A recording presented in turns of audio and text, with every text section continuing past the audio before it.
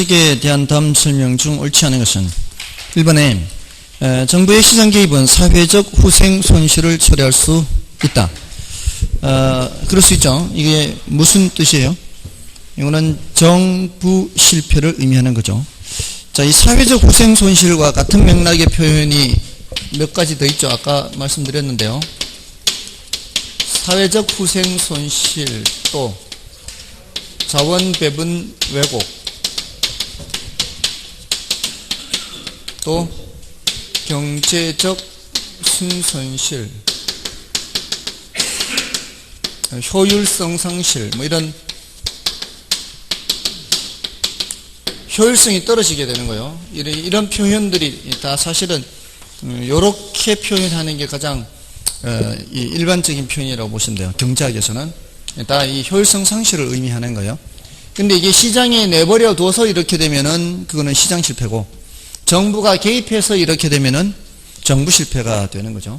이러한 후생 손실이나 자원 배분 왜곡 이런 표현들이, 이런 것들이 이 정부 정책에 의해서 이런 게 나타날 때 수요든 공급이든 비탄력적일수록 이런 것은 적게 나타난다, 이렇게 한다 그랬죠.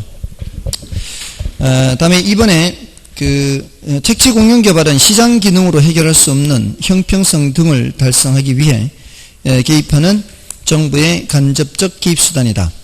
자, 이거는 직접 개입 수단이 되는 거죠. 그러니까 24번 5번 자, 이런 내용이 이제 왜 개입하느냐에 대한 것이었다면, 요 2번 지문은 어떻게 개입하느냐, 직접 개입하는 것도 있고 간접 개입하는 것도 있고 토지 이용 규제도 있죠. 이 토지 이용 규제는 한 번도 이 수단으로 출제된 적은 없어요. 어떻게 개입하느냐에서 출제된 적은 없고, 그냥 토지 이용 규제의 대표적인 게 지역지구제 해가지고요. 요거는 토지 이용을 바람직한 방향으로 유도한다 그래요. 이게 이제 국토의 계획 및 이용에 관한 법률상 이렇게 용도지역, 용도지구, 용도구역 이렇게 지정해놓고 건폐율, 용적률, 어떤 건물은 지을 수 있고 없고, 자, 이런 것들이 있지 않습니까? 그렇게 정해놓으면 사람들이 거기에 맞춰서 이용을 하게 되는 거죠. 근데 이제 직접 개입, 간접 개입은 이걸 이제 알고 있어야 되죠. 이걸 이제 주로 물었습니다. 이게 출제됐던 문제들만큼 많이 소개하지는 못해서 그렇지 사실은 굉장히 많이 물은 거예요. 굉장히 여러 번 물었어요. 중요하다는 얘기입니다. 직접 개입은 이 수요 공급자 역할을 하는 게 있죠. 그런 것이 있고, 또 임대료 규제나 분양가 규제도 있다 그랬죠. 사람들이 왜 이게 직접 개입이냐 이렇게 이제 말씀을 하시는 분들이 간혹 계세요. 이게 분명히 이제 설명을 드렸는데 이게 모든 수업을 다 듣는 건 아니라 그런 것 같아요.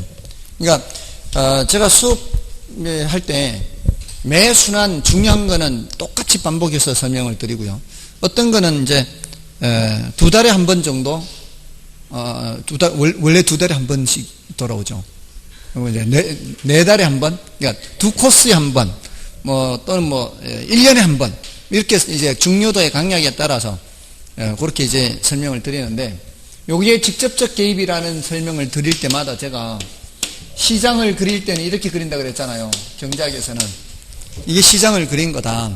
그리고 이쪽은 수량을 나타내고 이쪽은 가격을 나타내는데, 이쪽으로 개입하든 이쪽으로 개입하든 이거는 직접 개입이다 라고 하면서, 이쪽으로 개입한 수량 통제하는 수량 통제, 이거는 가격 통제하는 거예요. 그러니까 이거는 수량 통제로서의 직접 개입이라고 보면 되고요. 이거는 가격 통제로서의 직접 개입이에요. 이렇게 개입하는 거니까. 그래서 모두 다 직접 개입이라고 표현을 하는 겁니다. 아무튼 이렇게 이 항목들을 다 알고 있어야 되죠. 여기는 이제 토지은행 제도, 또 협의 매수 또는 강제 수용, 또 공공임대주택 공급, 택지 공영 개발 뭐 이런 것들은 이제 수요 공급자 역할을 하는 거죠. 자, 그런 항목들을 다 기억하셔야 되고요.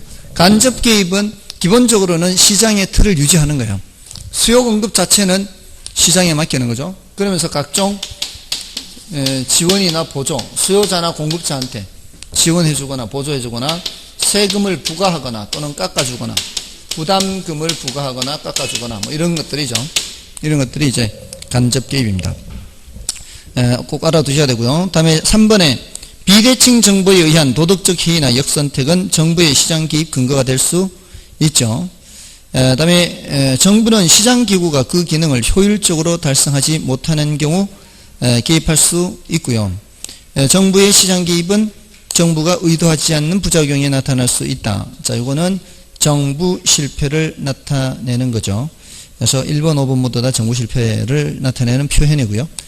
정답은 2번이 되죠. 택지 공영 개발은 직접적 개입 수단이다. 이렇게.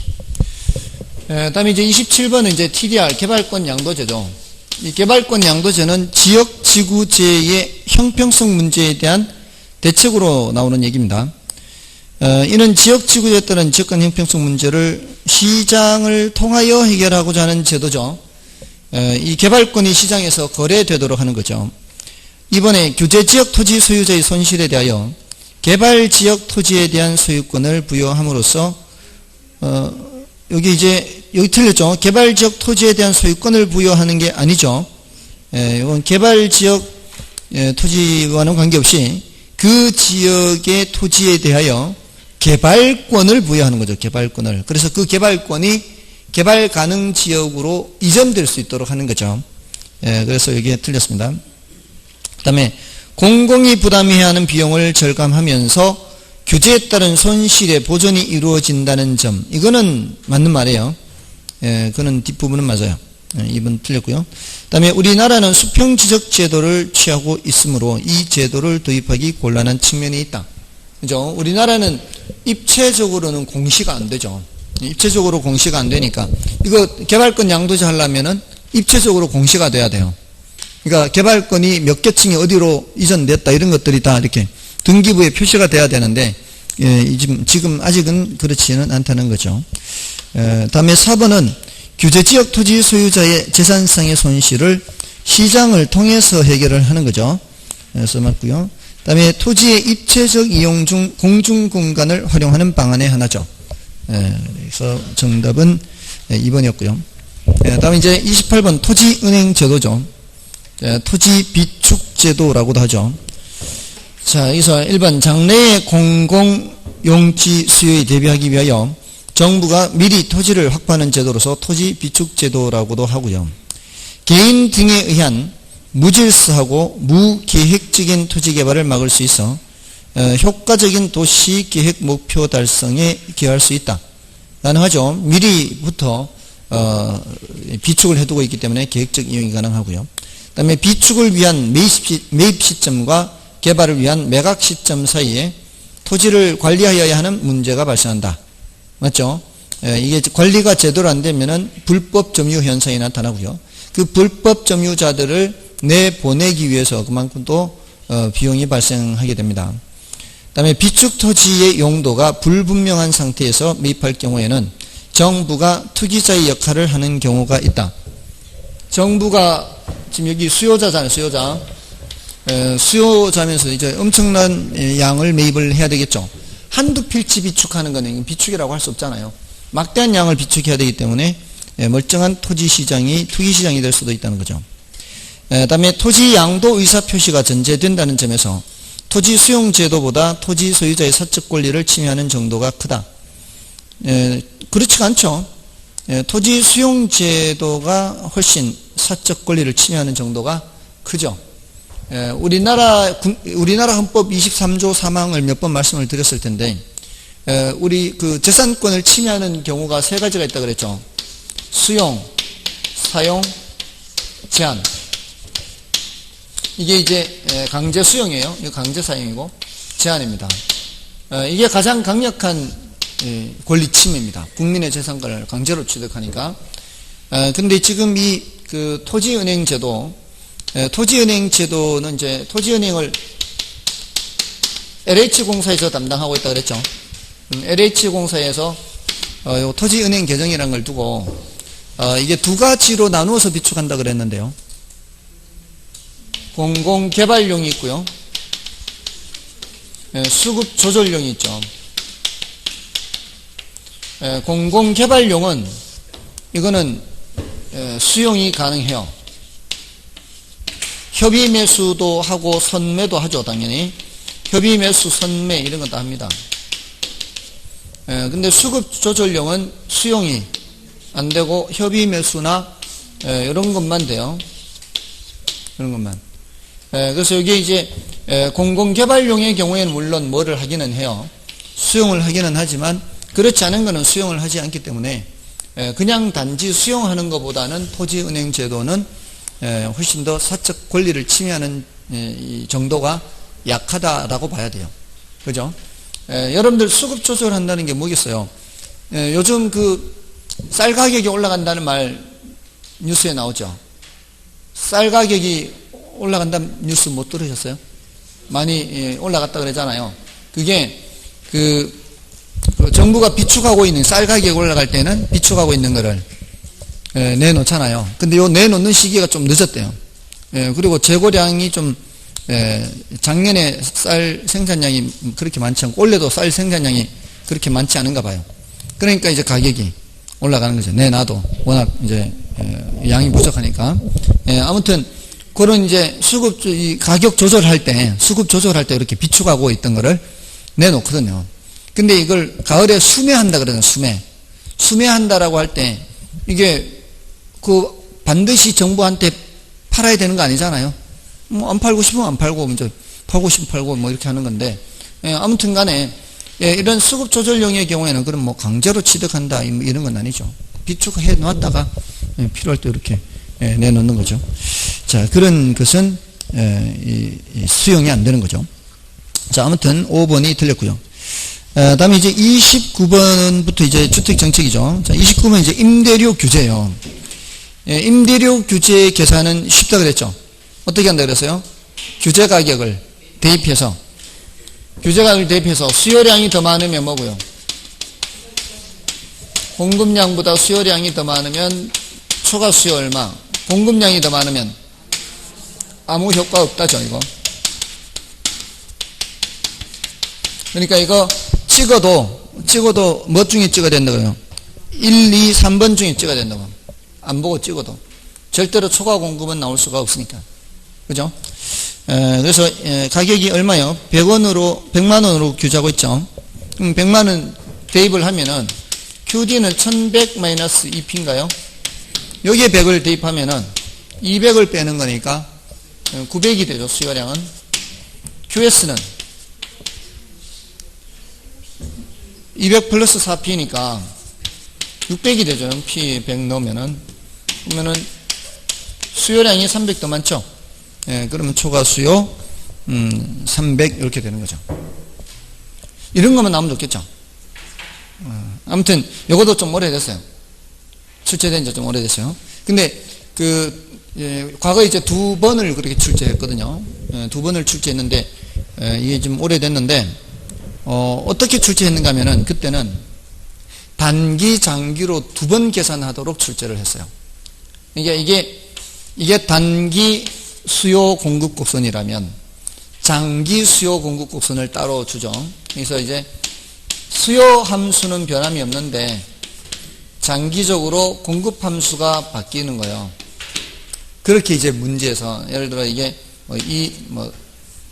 100 플러스 2P 뭐 이런 식으로 이렇게 해가지고 단기에는 초과 수요 얼마, 단기에는 초과 수요 300, 장기에는 초과 수요 얼마, 장기에는 이거 어차피 900 나오잖아요. 여기는 300이면 초과 수요가 600이죠. 단기보다 장기에 초과 수요가 더 많아지는 그런 효과가 있는 거죠. 그러니까 이 임대료 규제할 때마다 이렇게 그렸지 않습니까? 이렇게 해서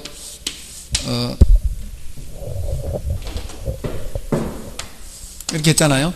그래서 시간이 흘러갈수록 더 많이 이렇게 준다 그랬잖아요.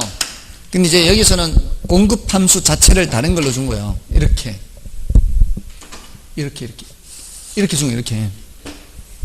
이렇게 하면은 똑같은 200을 집어넣어도 이 말이에요.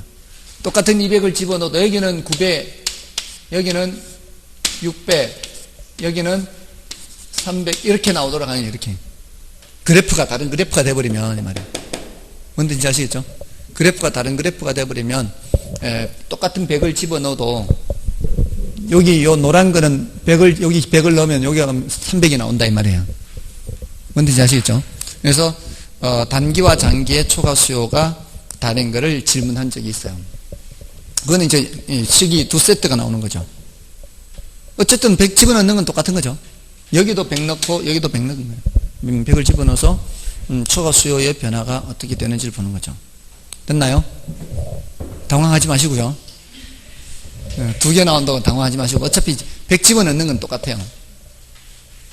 됐습니까? 자, 다음 30번은 이제 분양가 규제죠. 분양가 규제나 임대료 규제나 성격은 같다 그랬죠. 분양가 상한제에 관한 설명 중 옳은 것을 모두 고르면 기억에 신규 분양주택의 공급 위축 현상과 질이 하락하는 문제점이 나타날 수 있다. 그럴 수 있죠. 이거는 이제 건설사 입장에서는 돈이 안 되니까 아예 건설을 안 하거나 하더라도 고급 자재를 사용하지 않는 거죠. 그 다음에 주택시장이 침체되어 있는 경우에 시행하는 것이 효과적이다. 이 틀렸죠? 너무 과열 양상을 보일 때 이 효과적이죠. 그래서 니은이 틀렸고요. 그래서 기억은 들어가야 되고 니은은 들어가면은 안 되는 거죠. 그러면은 정답은 1번과 4번 중에 있겠죠. 둘 다 디귿이 있으니까 리얼을 바로 보면 되죠. 실전에 풀 때는 이렇게 풀면 되는 겁니다. 리얼의 시장 가격 이상으로 상한 가격을 설정하여 시행하는 제도인가요? 시장 가격보다 낮게 설정하는 제도죠. 그래서 틀렸습니다. 그럼 정답은 기억과 디귿 옳은 것은 1번이 되는 거죠. 됐나요? 자, 넘어가시면은 자, 31번인가요? 자, 31번. 다음은 주택정책 중 임대료 보조 정책에 대한 설명이다.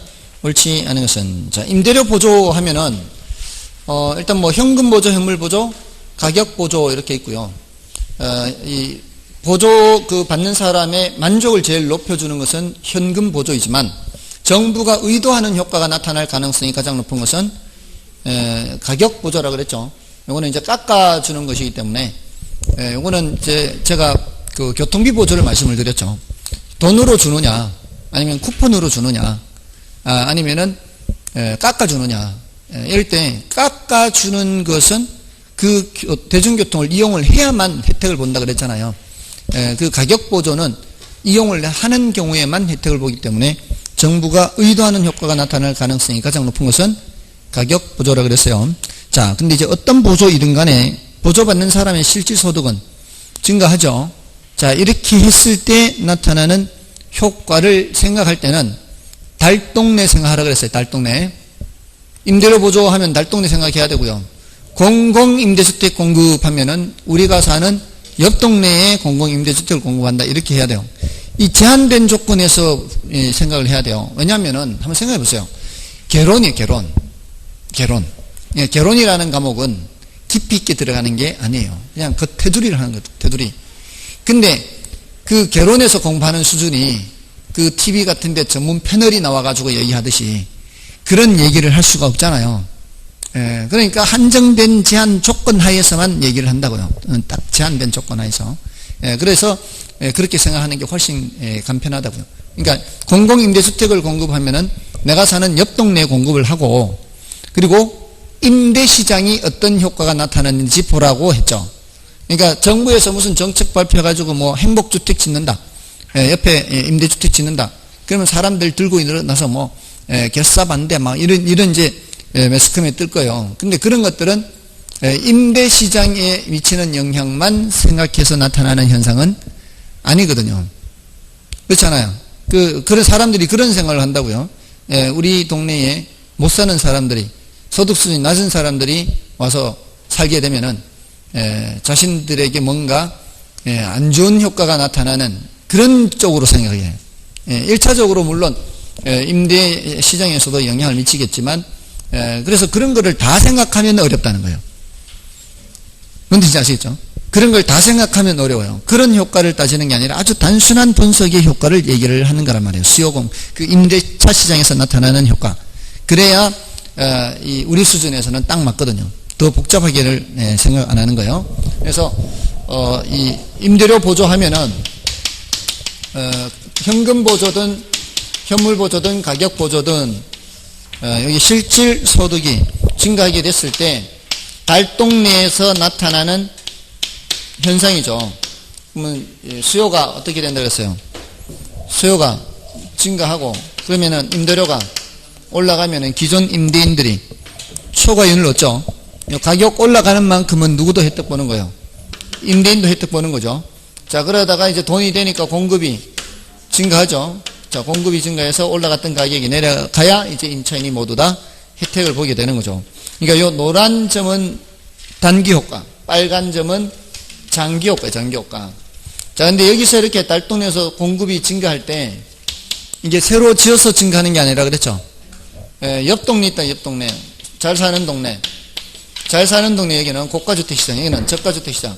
이쪽에 있던 주택 중에 하나, 둘씩 낡아지기 시작하는 것이 저소득층한테 제공된다 그랬죠. 이쪽은 이렇게 저소득층한테 제공되는, 얘가 왼쪽으로 왔는 만큼 여기는 오른쪽으로 가게 되는 거죠. 근데 이게 이제 주택이 이렇게 가는 게 아니라 어떻다 그랬어요. 옆 동네로 한 사람 한 사람 그 여건이 좋은 집을 찾아가는 거죠. 그래서 이쪽은 이제 하향 여과가 시작이 되는 거죠. 침입이 돼서. 그런 이제 분석을 하는 거란 얘기죠. 자, 아무튼 1번에 임대료를 보조받은 저소득층은 실질 소득이 증가한 것과 같은 효과가 발생하므로 저가주택 시장에서 단기적으로 수요가 증가하고 가격은 상승하게 된다. 맞죠? 상승합니다. 노란 점을 생각하면 되고요. 다음에 가격이 상승하면 저가주택 시장의 기존 공급자는 초과 이윤을 누리게 되고 이러한 초과 이윤은 장기적으로 신축으로 인한 공급이 증가하게 된다. 자, 여기 틀렸죠? 이게 신축 공급이 아니라 하향 여과를 통한 공급입니다. 2번 틀렸고요. 그 다음에 단기적으로 공급 곡선이 수직이라면, 자, 공급이 수직이에요. 자, 여기서는 이제 공급 곡선 수직이 아니잖아요. 가격이 요만큼 올라가죠, 이렇게. 근데 이 수직으로 올라간 이 높이 있죠, 이거. 수직으로 올라간 높이. 수직으로 올라간 높이가 보조받은 거를 금액으로 환산했을 때 얘기해요. 이만큼 보조받는다 이 말이에요. 이만큼을 보조받는데 가격이 이만큼 올라간 거예요. 그러면 혜택이 누구한테 이만큼 갔다는 얘기예요? 임대인한테 혜택이 이만큼 갔다는 얘기예요. 보조는 이만큼 받았는데 보조받아서 이렇게 올라갔으니까. 그러면 임차인도 이만큼의 혜택은 있다는 뜻이에요. 이거는 뭐하고 유사해요? 조세를 부과했을 때 수요자도 세금 부담하고 공급자도 세금 부담하는 것처럼 이때는 혜택을 공급자도 혜택을 보고 수요자도 혜택을 보고 이렇게 되는 거예요. 근데 공급곡선이 수직이어 보세요. 공급곡선이 수직이면 어떻게 돼요? 올라간 임대료가 이게 아니 이제 여기 아니고 요게 아닌 거예요. 요게 아닌 거예요. 수직이면 어떻게 해요? 보조받은 만큼 임대료가 올라가 버리죠. 이러면 전액 누가 혜택을 보는 거예요? 임대인이 혜택 보는 거예요. 이럴 때는 아무 의미가 없어요. 소비자 보조가 아무 의미 없어요. 이럴 때는 뭘 해야 돼요? 생산자 보조예요. 생산자 보조. 생산자 보조에서 공급곡선 자체를 어떻게 해요?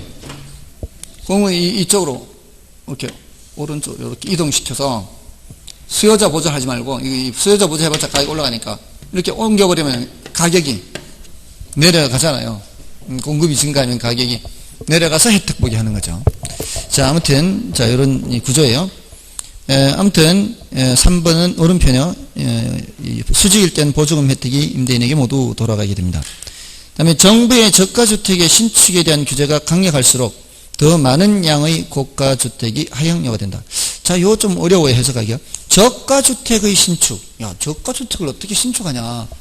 그 저가주택 신축을 이렇게 생각하시면 돼요. 무허가 판잣집 신축. 무허가 판잣집 신축이라고 하죠. 무허가 판잣집 신축.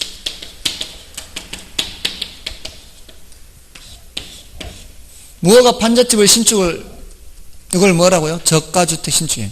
자, 이런 것들이 많이 지어지면은, 이런 것들이 많이 지어지면, 고가주택에 있던 것들이 밑으로 하향여가가 잘 안 되겠죠? 사람들이 이런데 막 그냥 허름하게 지어서 살게 되니까, 고가주택에서 저가주택 시장으로 하향여가가 잘 안 된다, 이 말이에요. 이런 것들 지으면. 옛날에는 뭐 허가받지 않고 집 짓는 일들이 많았거든요. 사실은 제가 저희 시골집 말씀 몇 번 드렸었잖아요. 그것도 허가받지 않고 지은 거였어요. 그냥 그 당시엔 그런 일들이 많았어요.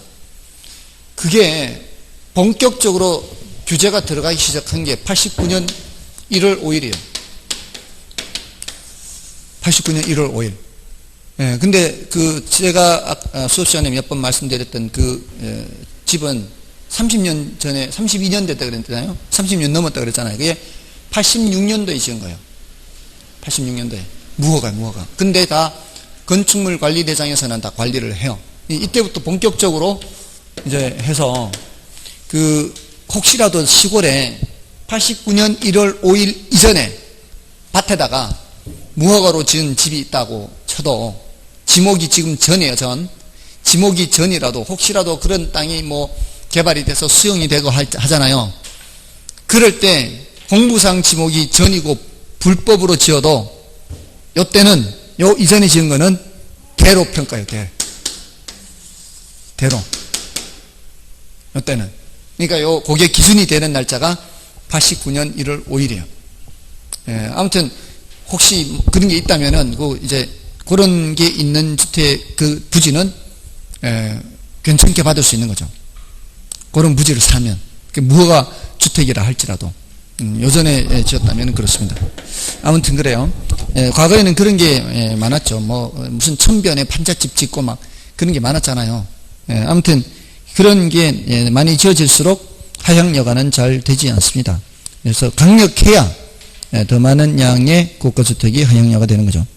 다음에 하향여가가 발생하여 저가주택의 공급량이 증가하면 가격은 회복되고 균형량은 증가한다. 이게 하향여가 되면 이제 그만큼 이제 물량이 많아지는 거잖아요. 물량이 많아지면 아까 이게 올라갔던 가격이 내려가잖아요. 이렇게. 그래서 맞는 말이고요. 정답은 몇 번이죠? 2번이었나요? 다음에 32번 여과작용입니다. 여과현상. 틀린 것은 1번의 여과현상이란 주택이 소득의 계층에 따라 상하로 이동하는 현상을 말하죠. 그리고 상위 계층이 사용하던 주택을 하위 계층이 사용하게 되었을 때 이를 뭐라 그래요? 하향여과라고 하죠. 다음에 고소득층 주거지역으로 저소득층이 들어오게 되어 상향여과 과정이 계속되나요? 하향여과 과정이 계속되는 거죠. 되면 고소득층 주거지역은 점차 저소득층 주거지역으로 바뀔 것이다. 여기 이제 뒷부분 이제 요거는 맞죠? 이제 용어만 바꾸면 되는 거죠. 상향여과 과정이 아니라 하향여과 과정, 이렇게 3번 틀렸고요. 다음에 하향여과 현상이 원활하게 작동하는 경우 주거의 질이 개선되는 효과가 있다. 그렇죠? 이게 고가주택 시장 입장에서는 주택의 질이 낮은 것이 밑으로 내려가는 거지만 저가주택 시장 입장에서는 주택의 질이 괜찮은 게 내려오는 거죠. 그리고 고가주택 시장에서는 새로 신축을 통해서 공급을 하게 되니까 주거의 질이 개선되는 그런 효과가 있습니다. 그리고 여과 현상을 주택 순환 현상이라고 하며 특히 하향 여과 현상을 능동적 여과 현상이라고도 합니다. 이게 하향 여과가 먼저일까요? 상향 여과가 먼저일까요? 하향 여과가 먼저예요. 하향 여과가 이제 능동적 여과 현상이에요. 다음에 이 문제를 보시면은 별로 어렵지 않죠. 지금까지 우리 시험에서 여과 현상을 질문했던 것은 대부분 이제 하향 여과냐 상향 여과냐 이 용어의 뜻을 묻는 게 대부분이었어요. 어렵지 않게 출제되는 편이었고요. 다음은 이제 부동산 조세죠. 부동산 조세에 대한 설명이다. 옳지 않은 것은 1번 수요 곡선이 변하지 않을 때 세금 부과에 의한 경제적 순손실은 공급이 비탄력적일수록 커져요, 작아져요? 순손실은 공급이 비탄력적일수록 작아지죠. 수요든 공급이든 비탄력적일수록 저는 아까 말씀드린 자원 배분 왜곡, 사회적 후생 손실 이런 것들이 작아지는 겁니다. 1번이 바로 틀렸고요. 그 다음에 이번에 양도소득세 중과는 부동산 보유자로 하여금 거래를 뒤로 미루게 하는 동결 효과를 갖고 있다. 맞죠? 동결 효과 이제 꽁꽁 얼어붙어 버리는 거죠. 그러니까 공급 물량이 안 나오는 거예요. 공급 물량이 안 나오면은 가격이 상승하게 되는 거고요. 다음에 3번에 공공임대주택의 공급 확대는 임대주택의 재산세가 임차인에게 전가되는 현상을 완화시킬 수 있다. 가능한 얘기죠. 자, 왜냐하면은 공공임대주택을 많이 짓게 되면은 임차인들 입장에서는 선택의 여지가 더 많아지죠. 뭐 재산세를 전가시킬 우려가 있다면은 다른 집을 선택한다거나 이런 선택의 여지가 많기 때문에 전가가 잘 안됩니다. 그래서 맞고요. 그 다음에 헨리 조지는 토지에서 발생하는 지대 수입을 100% 징세할 경우 토지세 수입만으로 재정을 충당할 수 있기 때문에 토지세 이외의 모든 조세는 철폐하자고 주장했다. 맞죠? 이게 이제 토지 단일세라 그랬어요. 헨리 조지의 토지 단일세. 이거는 시험에 3번 출제가 됐는데 한 번도 정답 지문으로 출제되진 않았습니다. 그 헨리 조지가 이런 주장을 한 근거가 뭐였어요? 그 배경이 완전 비탄력적인 공급곡선이 토지 공급곡선이 완전 비탄력적이에요. 그래서 이 토지의 수입, 토지 공급자들이 얻어가는 수입 요만큼 이걸 뭐로 봤어요? 잉여로 봤어요. 잉여, 불로소득. 이거 말씀드릴 때 제가 뭘 말씀드렸는가 하면은 토지라는 생산 요소뿐만이 아니라 다른 생산 요소에도 잉여가 있다 그러죠. 잉여. 그러면서 제가 말씀드렸잖아요. 부동산 학기론 강사가 한 명이 되기를 간절히 기도한다고요. 완전 비탄력적이면 제가 얻는 것이 전부 다 잉여. 이게 애쓰는 거에 비해서 가져가는 소득이 엄청 많은 거죠.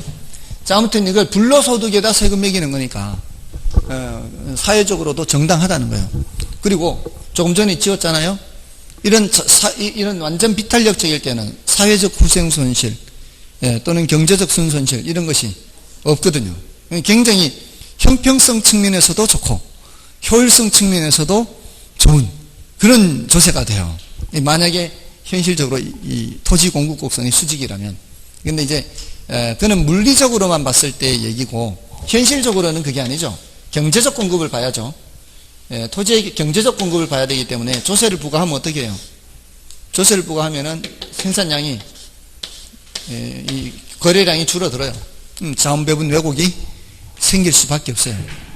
아무튼 그 헨리 조지의 토지 단일세고요. 그다음에 5번에 조세의 전가란 납세 의무자에게 부담된 조세가 납세 의무자의 부담이 되지 않고 다른 사람에게 이전되는 것을 말한다. 맞죠?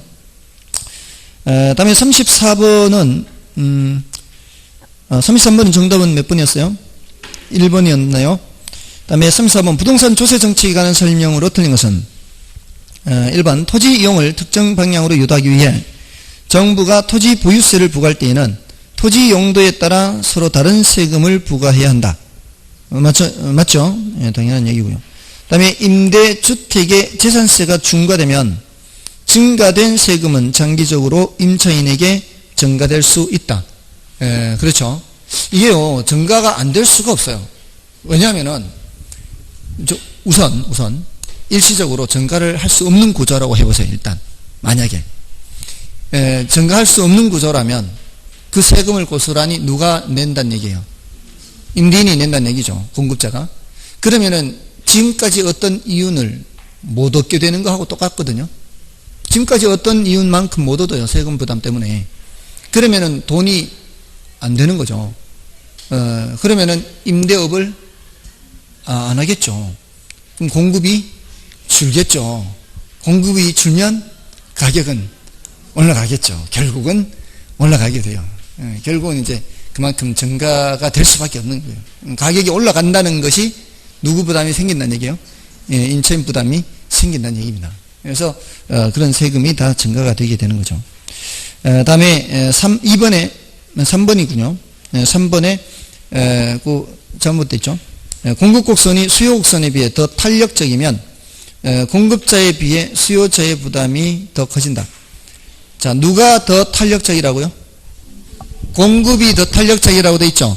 그러니까 이런 거를 먼저 알고 공급이 더 탄력적이다.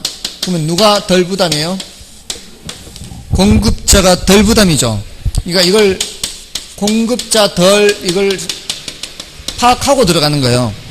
공급자가 덜 부담하는데 공급자에 비해 수요자의 부담이 더 커진다. 맞죠? 공급자가 덜 부담한다는 얘기는 수요자가 더 부담한다 이렇게. 다음에 조세 부과는 수요자와 공급자 모두에게 세금을 부담하게 하나 상대적으로 가격 탄력성이 낮은 쪽이 세금을 더 많이 부담하게 된다. 맞나요? 더 비탄력적일수록 더 많이 부담이죠. 다음에 임대주택에 재산세를 부과하면 임대주택의 공급이 증가하고 임대료는 하락할 말도 안 되죠. 재산세를 부과하면 공급이 감소하는 거죠. 감소해서 임대료는 올라가게 되는 거죠. 5번이 틀렸습니다. 다음에 35번 저소득층을 위한 부동산 정책의 효과로서 적당하지 않은 것은 1번 정부의 공공임대주택 공급은 공공시장과 사적시장에서 임대료에 대한 이중가격을 형성한다. 맞죠? 다음에 임대료 규제 정책은 단기보다 장기적으로 시행할수록 효과가 높게 나타난다. 이거 틀렸고요. 다음에 공공임대주택의 공급은 사적시장의 임대 수요를 감소시키므로 단기적으로 사적시장의 임대료가 하락하여 사적시장의 임차인도 혜택을 누리게 된다. 맞죠? 단기적으로는 사적시장 임차인도 혜택 누립니다. 그리고 임차인에 대한 임대료 보조는 주택이 부족한 경우 임대료를 상승시켜 임대인에게도 임대료 보조 혜택이 발생할 수 있게 되죠. 임대료도 혜택을 봅니다. 다음에 공공임대주택의 공급은 장기적으로는 공공임대주택 시장의 임차인만 혜택을 누리게 된다. 맞죠? 정답은 2번이었고요. 자, 여기까지가 이제 정책론이고요. 다음은 이제 36번 투자론 들어가죠. 부동산 투자에 대한 설명이다. 틀린 것은 1번에 부동산 투자에서 얻을 수 있는 수익은 매 기간 발생하는 자본이득과 시세차익에서 발생하는 소득이득이 있다. 여기 바뀌어있죠. 매 기간 발생하는 이득이 소득이득, 시세차익은 자본이득 이렇게 돼야 되죠. 다음에 부동산 투자의 위험도에 따라 추가적으로 요구되는 수익률을 위험할증률 또는 위험보상률이라고 하죠. 영어로는 프리미엄이라고 한다 그랬죠. 위험 프리미엄 이렇게 한다고요. 다음에 자기 자본이 같다면 융자를 이용하는 것이 이용하지 않는 것보다 분산 투자 효과를 누릴 수 있죠. 이거 말씀드렸었죠. 내가 1억을 갖고 투자를 하는데 A라는 주택이든 B라는 주택이든 모두 1억일 때 내 돈으로만 사게 되면은 A나 B 한 채밖에 못 사죠. 근데 5천만 원씩 융자를 안고 사게 되면은 두 채를 살 수 있잖아요. 어차피 내 돈은 1억이고 융자를 이용하면은 분산 투자를 할 수 있는 거죠. 다음에 융자를 이용하면 자기 자본 수익률을 증대시킬 수 있으나 결과적으로 자기 자본 수익률이 감소할 수도 있다. 요거는 이 부의 효과를 생각하면 되는 거죠. 이게 우리가 원하는 거는 정의 지뢰를 원하는 거지만 결과적으로 부의 지뢰가 나타날 수도 있지 않습니까? 그래서 4번 맞고요. 다음에 융자 비율이 커질수록 부채 비율도 커지죠. 융자 비율이 대부 비율하고 같은 거죠. 융자 비율, 대부 비율. 자, 이거는 동의어가 많다 그랬잖아요. 근데 부채 비율은 동의어가 없어요. 딱 하나의 부채 비율밖에 없어요. 그리고 부채 비율도 커지며 그에 따라 지렛대 효과는 커질 수 있으나 원리금 상환 부담도 증가하는 거죠. 그래서 정답 1번이었고요. 다음에 지렛대 효과입니다. 이 지렛대 효과는 계산 문제로도 출제가 되고 그리고 이론으로도 출제가 되죠. 이제는 이 계산 문제가 작년에 조금 이제 어려운 계산 문제가 나와서 이제 계산 문제보다는 이제 이론적으로 나오지 않을까 그런 생각이 좀 들기도 해요. 지렛대 효과 혹시 이제 출제가 계산 문제로 출제가 되더라도 지렛대 효과의 크기 계산하는 게 지금 10년 동안 한 번도 질문한 적이 없어요. 지렛대 효과의 크기는 어떻게 계산한다 그랬어요? 지렛대 효과의 크기 아까 얼마나 싼 이자를 몇 배 뻥튀하냐 했잖아요. 이거 그러니까 남의 돈을 8%로 빌려오는데 이자율을 다른 말로 뭐라고도 한다 그랬어요? 저당 수익률이라고도 한다 그랬죠. 자, 근데 이걸로 얻을 수 있는 총 자본 수익률이 10%예요. 자, 이때 부채 비율이 200%다. 부채 비율이 200%. 그러면은 지렛대 효과의 크기는 몇 퍼센트 포인트예요? 얼마나 싼 이자를 몇 배? 2배. 얼마나 싼 이자예요? 2% 포인트 싼 이자죠. 2% 포인트 싼 이자를 몇 배 뻥튀기 한다? 2배 뻥튀기 한다. 그래서 몇 퍼센트 포인트? 4% 포인트의 지렛대 효과 크게 나타난다. 자, 이 경우에 지분 수익률은 이렇게 물으면 뭐예요? 지분 수익률을 물으면 지분 수익률은 몇 프로예요? 하면은 14%입니다. 이렇게 대답하면 된다고요. 남의 돈을 사용하지 않고 내 돈으로만 하면은 몇 프로 벌 거를 10%. 이거는 이제 남의 돈 이자니까 내 돈으로만 100% 투자하게 되면은 요만큼 버는 거예요. 맞나요? 근데 여기에 몇 퍼센트 포인트의 이 지렛대 효과가 있어요. 4% 포인트의 지렛대 효과가 있잖아요. 그러니까 자기 자본 수익률은 이렇게 올라가는 거죠. 14%로. 됐나요? 그러니까 지분 수익률을 꼭 이렇게 계산하지 않아도 된다는 얘기예요. 지분 투자액분의 전체 수익에서 뭘 빼는 거예요? 이자 빼는 거죠. 이렇게 계산 안 해도 된다 이 말이에요. 이렇게 이걸 할 수 있으면 얼마나 싼 이자를 몇 배 뻥튀기 하느냐 이걸 알고 있으면 지분 수익률을 이렇게도 계산할 수가 있어요. 됐나요? 참고로 알고 계시면 되겠고요. 다음에 그 문제를 보시면은 1번에 지렛대 효과란 타인 자본을 이용하여 투자하는 것이 그렇지 않은 경우에 비해 지분 수익률의 진폭을 크게 하는 효과를 말한다. 맞죠? 타인 자본을 사용하게 되면은 이렇게 올라가든 내려가든 많이 사용하면 많이 사용할수록 지분 수익률의 진폭이 커지는 거죠. 남의 돈을 많이 사용할수록. 내려갈 때도 많이 내려갑니다. 다음에 부동산 투자 시 지렛대 효과를 통하여 자기 자본 수익률을 높일 수 있는 것은 저당 수익률이 총 자본 수익률보다 낮을 경우죠. 얘가 이제 이쪽보다 낮아야 돼요. 얘보다. 싼 이자를 이용하는 거죠. 그 다음에 타인 자본을 사용함으로써 자기 자본 수익률이 오히려 감소할 수 있으며 경우에 따라 채무 불이행 상황이 발생할 수 있다. 맞죠? 부의 지렛대가 심해지면은 채무 불이행이 나타날 수도 있죠. 그 다음에 타인 자본을 사용하지 않으면 지렛대 효과는 전혀 발생하지 않죠. 이건 타인 자본을 사용해야 지렛대 효과가 나타나는 거고요. 타인 자본을 사용해야 금융적 위험이 있는 겁니다. 타인 자본을 사용하지 않으면 금융적 위험도 없어요.